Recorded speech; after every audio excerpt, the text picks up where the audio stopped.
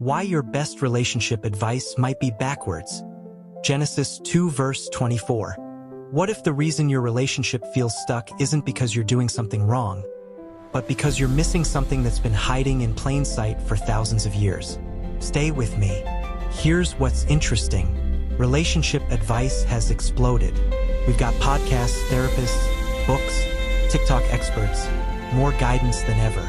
But divorce rates haven't moved. Loneliness in marriages is actually increasing.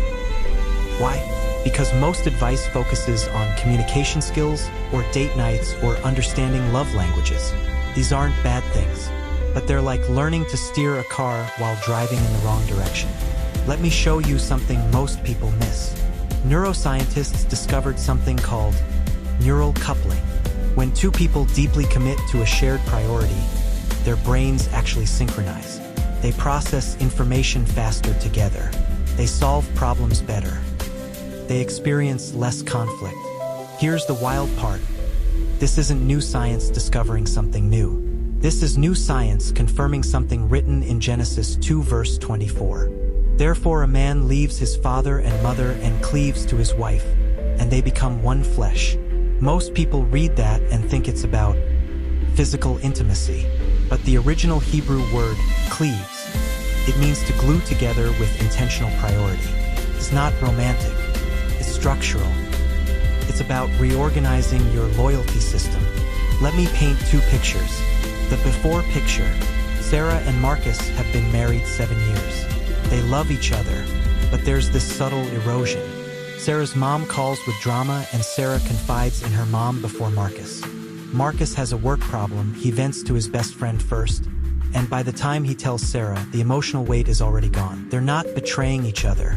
They're just not prioritizing each other as their primary source of processing life. So when actual conflict comes, they're solving it as individuals with separate support systems, not as a unified team. Within 2 years, they're in therapy wondering what happened. The after picture, same couple, same challenges, but something's different. When a problem emerges, their first instinct is to face it together. When a parent is being difficult, they talk to each other first, united. When work stress hits, the marriage is the safe harbor, not the escape route. They're not trying harder. They're prioritizing differently. And here's what's fascinating. Their conflict resolution actually improves.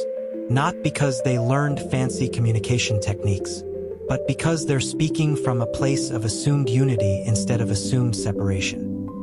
Attachment theory from people like John Bowlby shows that we need a primary secure base, someone we return to, not in a codependent way, in a survival way. Your brain evolved to have one person who was your primary attachment, not your mom, not your friends, not your therapist. Genesis 2 verse 24 is saying, reorganize that attachment. Make your spouse your primary secure base. This is crucial, yet most couples never actually do this.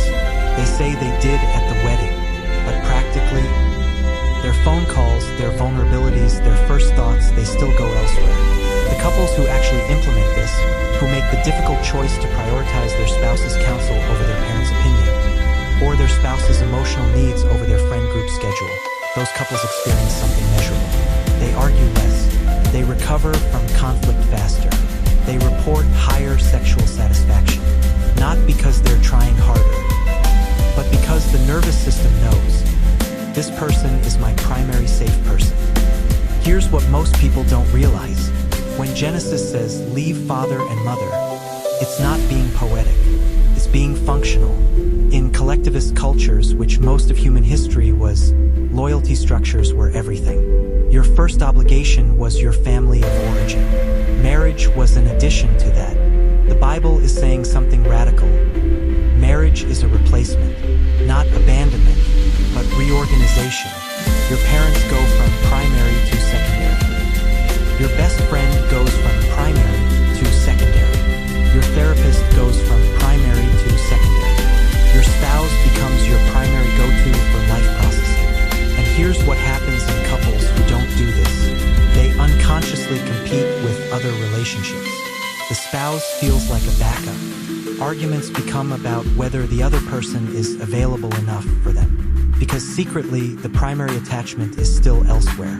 But couples who do reorganize, they move from "am I enough?" to "we're enough together."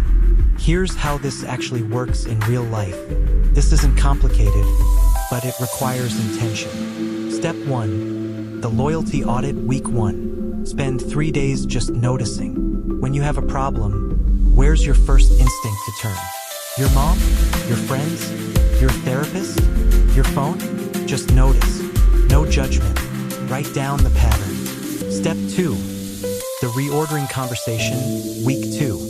Talk to your spouse about this openly. I realize my loyalty structure might be confusing. I want you to know that I'm reorganizing how I process life. I'm making you my primary person to talk to first. That means I might disappoint other people sometimes.